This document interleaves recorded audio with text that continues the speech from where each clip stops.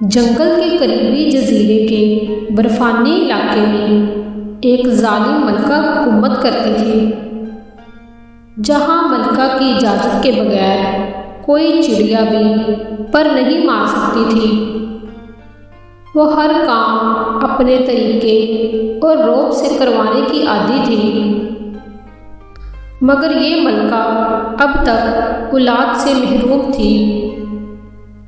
ये शायद उसकी बदनसीबी थी या फिर राया की बद्दुआ कि मलका इतने अरसे तक साहिबे औलाद ना हो सकी।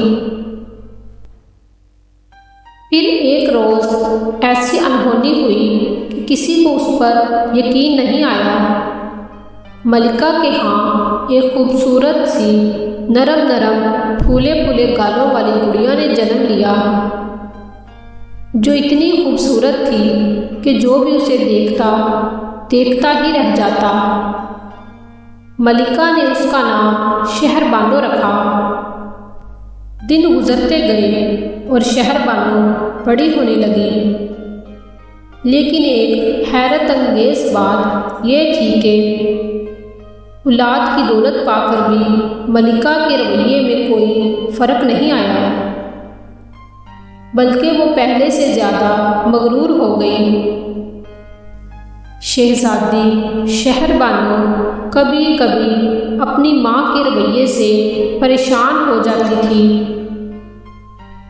वो समझती थी कि सब इंसान बराबर होते हैं और उनमें कोई ऊंच नीच नहीं होती। राया भी अपनी शहज़ादी शहरबानो से बहुत प्यार करती थी। एक रोज़ शहज़ादी ने अपनी जालिम माँ को सबक सिखाने का सोचा और फिर उसने बर्फ़ानी जजीरे में बर्फ़ का मसनूई तूफ़ान पैदा करने का फ़ैसला किया,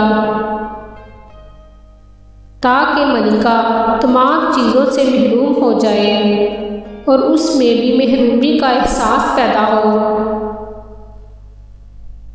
अगले रोज़ मलिका अपने वज़ीर की किसी गलती पर गरज रही थी कि महल का दरबार परेशानी के आलम में मलिका को तूफ़ान की खबर देने पहुंचा।